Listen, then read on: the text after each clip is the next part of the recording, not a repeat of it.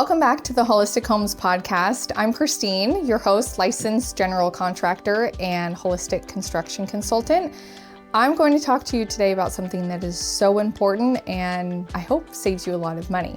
And it has to do with your construction contract. Of course, today has nothing to do with any legal advice, so definitely reach out to your attorney. But there is a lot that's not discussed in construction as it relates to the contract that you're signing. I see so often contracts just signed, like no second guessing at all and just accepting what the contractor is giving you and signing away without really knowing what you're signing. There's going to be a different level of protection. Some states have standardized contracts. I'm here in California.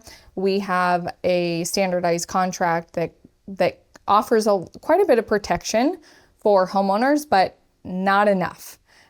So I would definitely consider getting a contract in advance to be able to review, potentially hire an attorney if that's what you want to do.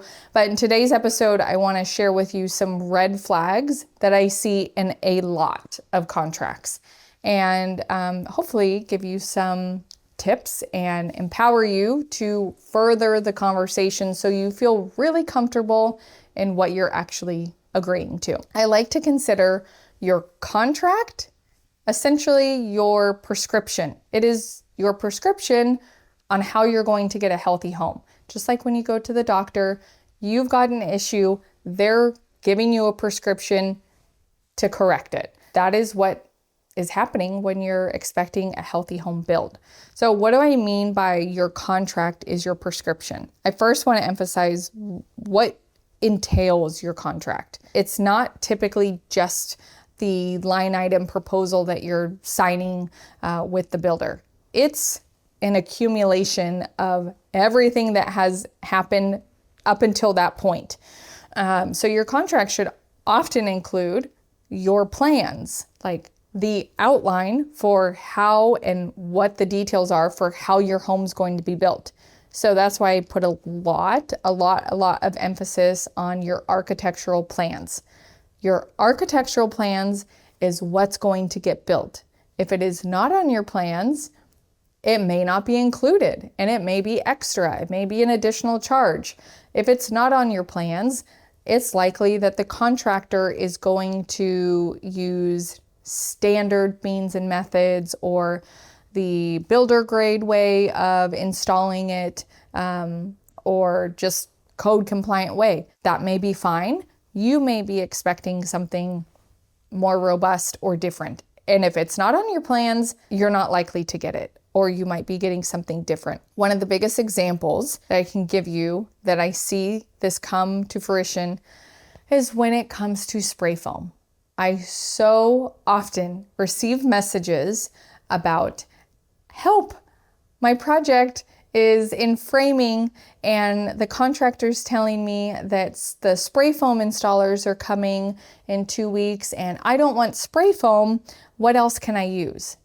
And I have to give the bad news that if it is on your plans that you are to receive spray foam insulation and you are mid-construction and you want to change it, or you didn't know that's what you were getting and you want to swap it out, it is highly unlikely that there is a one-to-one swap that you can just replace the spray foam and put in rock wool insulation or sheep's wool insulation. Those are not one-to-one material swaps. So again, going back to what's in your architectural plans is typically accompanying the contract that you are signing with your builder. Again, laying out the roadmap for this is what I want built. These are the materials that I want used in it. And then that set of architectural plans goes to your contractor to provide a bid saying, well, based off of the plans, this is how much your framing is going to cost, your basement is going to cost, your interior insulation, your flooring, your X, Y, and Z. So that together, along with specifications and typically some other documents tend to make up the contract. Like, we're all on the same page here. This is what we're building. These are the materials we're using, and this is how much each of them cost. And that goes together. So when you are signing that contract, there will also be other language that talks about warranties and construction timelines and payment schedules. It should be a pretty robust contract. But what you want to look for in there is, where are your expectations documented? We worked with a client in Texas recently where we had all worked together along with their attorney to create an addendum to the contract that outlined their expectations as it relates to, if the lumber gets wet, what is the expectation to dry out that lumber? What is the expectation around storage of materials when they arrive to the job site?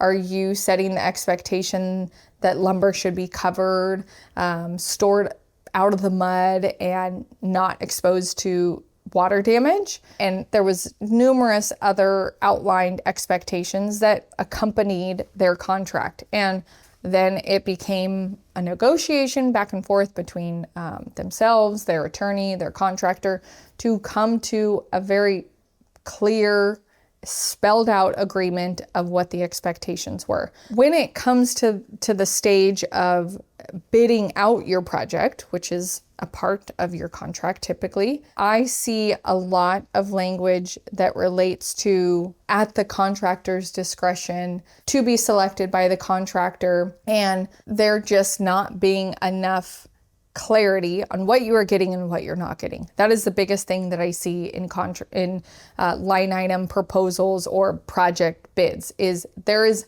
not enough clarity on what you get and what you don't get. So then that's going to be a very big problem during your project when the contractor says, oh, I didn't know you wanted that. Oh, that's not included in the bid. If you want that, that's going to be $20,000 more, and it's going to be a change order. And you often hear in the industry the term that you get change ordered to death, because once you sign that contract and once you start building, there's really no turning back. There's really no stopping. Like, you do not want to be left with a project that has not progressed for several months. And that can happen if you keep getting these change orders back to back that you were not expecting. A good example of this would be, you signed a contract to build the home according to the plans for $2 million, but then you are now getting hit with change orders saying, oh, you want that type of lighting, you want that type of mechanical system. Like, it just will get overwhelming really, really fast. Your contract should ideally have a good balance between like protecting you and the contractor having a certain level of liability, but it should be something that you both feel comfortable with. It should not be as one-sided as I so often see. And I can say that as a contractor, I see contracts, I see other contractors' contracts, I have my own contract, and they're all over the place with what it includes for protection for homeowners. The other thing that I'll often see when it comes to the budgeting part, and these are really like common mistakes or common red flags that, I would just bring to somebody's attention, and that has to do with the term allowances. I hate to see allowances, and it's often considered normal or to be expected. There was a project that we were consulting on, and we had gone through the design development stage, collaborating with the architect. We've gone through all the selections. The builder was in on just about every one of these meetings. And when it came to the bidding time, almost the entire project had allowances. It had allowances for everything from even the framing, which is very uncommon and really shouldn't be accepted, because an allowance on a proposal is referring to the fact of, hey, we don't really know what's selected here. we're not totally sure, but we'll give you this allowance to spend, X amount of dollars towards that line item. That should not be acceptable when it comes to the framing, because you have an entire floor plan, you have elevations, you have a structural design. You know how that home is going to be framed as a contractor, and to give an allowance is going to be very scary for a homeowner, especially if just about everything is an allowance. That means that you're not agreeing to a price. That price is just kind of floating out there. So if you have a framing allowance and the contractor says, oh, oops, surprise, it's $30,000 more than we expected, here's your bill. Your construction budget is going to run out of control really quick. So I just hate to see allowances. And in most cases, allowances are really only reserved for like hardware and light fixtures or mirrors or robe hooks, like smaller items, not like framing your entire home, or an allowance for windows. Like that I just can't accept as a part of a contract. I would really consider pushing back on that. So allowances to me is a big red flag. Just know that that's typically going to be like a running number, and it can change. So in addition to allowances showing up on bids, the other thing I will see is just a complete lack of clarity. Like specifically, I'll see a lot of this in bathrooms. If there's no elevation or there's no design associated with it, sometimes I'll just see a cost for bathroom. Well, what on earth does that include for waterproofing, for tile, for vanities, fixtures? Like getting one number for an area without clearly listing out what it includes and what it does not include is going to potentially lead to a contentious discussion between you and your builder after your home is already completely underway. And what's going to happen at that point is there's going to be this battle or discussion around price. And I so often see there being the discussion from the homeowner saying, well, I didn't know that. I didn't know that that wasn't included. I didn't know that the vanity and the fixtures and the sconces, that I had to purchase all of that. So I am a very big fan of proposals and budgets also clearly spelling out what's not included. And contractors are sometimes hesitant to include that because they don't want to clearly spell it out. But as a homeowner, that should give you a bit more peace of mind to see the items that are very clearly not included. So then you know what your homework assignment is. You know what you're going to need to foot the bill on that's not included. So get very clear on your bid. Okay, so in addition to some red flags on your bid, your budgeting for your project, the 5 most common ones that I see when it comes to the entire contract as a whole. The biggest one that I see is just, it's not clear on the specifications. So if your architectural plans do not include an architectural detail for something specific, your contractor is going to build it according to how they typically do it. That is also going to lead to potentially swapping out materials. An example would be like window flashing.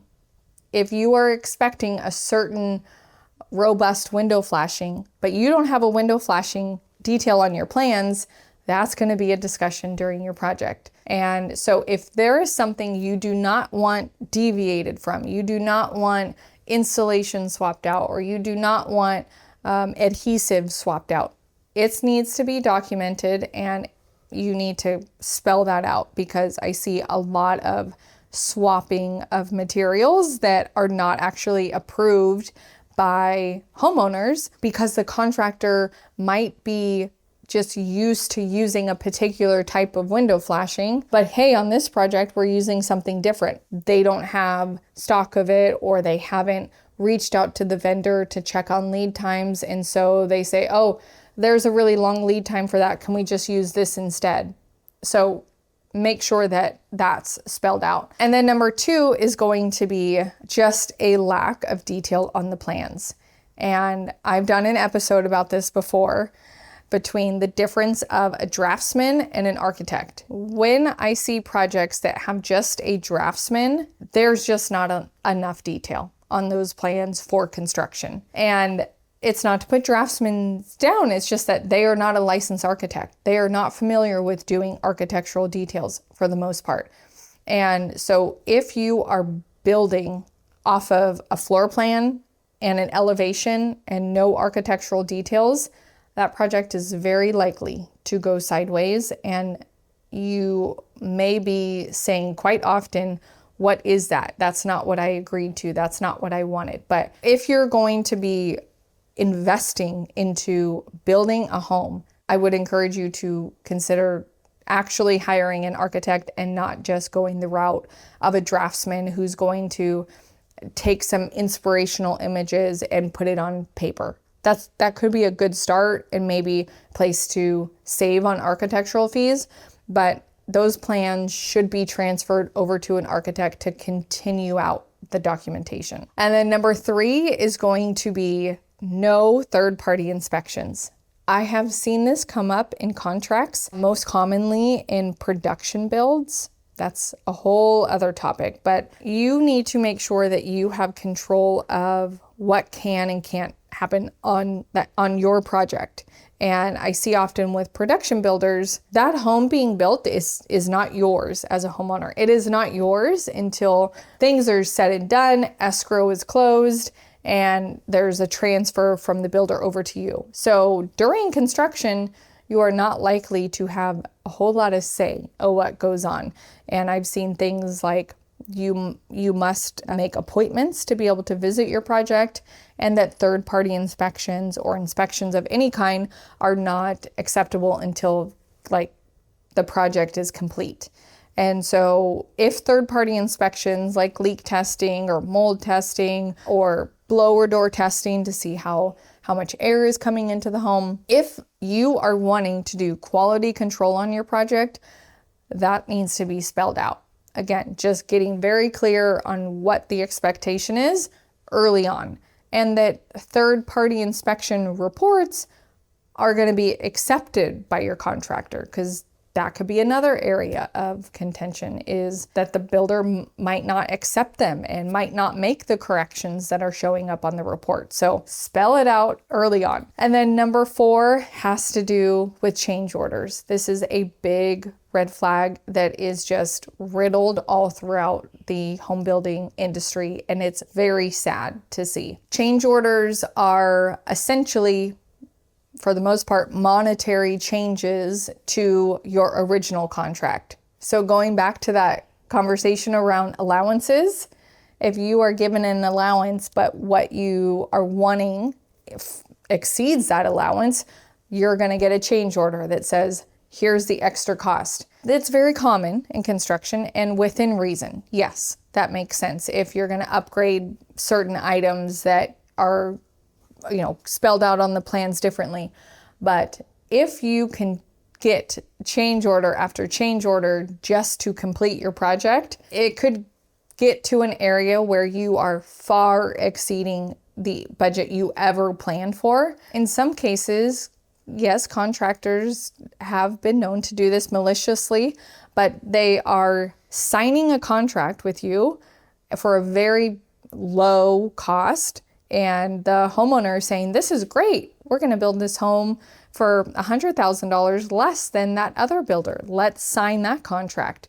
But once you are locked in, and that is the builder, and your home is framed, and you've got electrical running, and you want your project to get through completion so you can actually move in, well, then you get a change order and a change order and a change order. And now what you thought was $100,000 savings turns into $100,000 surplus, more than you ever planned for. And that happens a lot when it comes to change orders. So going back to clarity on that. And then number 5 is a biggie, and it has to do with, what is your warranty What is the warranty that is outlined in your contract? Many people don't sit and realize that your $50,000 car has a better warranty than your $1,000,000+ home. And nobody seems to typically push back on that and just accepts the standard builder warranty of 1 year or 2 years, and they are always limited warranties. So if that's suitable to you, okay, but if you are expecting a more robust warranty and you want to be able to, have an opportunity to have warranty repairs and work done, because that's very common and very typical in construction. There is a lot of moving parts and pieces. It is completely understandable to have some warranty items throughout the first year or second year, or leaks maybe showing up at year 5. Well, if that's the case, typically at year 5, you don't have a warranty, and that very costly remediation or water damage fix is going to be left up to you as the homeowner. So consider if there is an opportunity to negotiate on what the warranty includes, how long is it, and what does it not include, because they're often quite limited. So it's a big investment that you are making into your home or even a renovation, and you should come to an agreement on what that warranty looks like. Okay, so that's all that I have for you today on this episode about potential contract red flags. I hope you will consider maybe looking at your contract with a bit more of a fine-tooth lens, more scrutinized lens if you're concerned that it doesn't outline your expectations. It's a huge investment that you are making into your home and into your family's health, and you should feel just as good about your contract as your builder does. You'll often hear the phrases that the best contracts are when both people are a little bit uncomfortable and it's not completely one-sided. So take this information, work with a construction attorney. I'm a big fan of doing that, and have some difficult conversations with your contractor. It's a big undertaking. So I hope this episode was helpful, and I will see you on the next episode.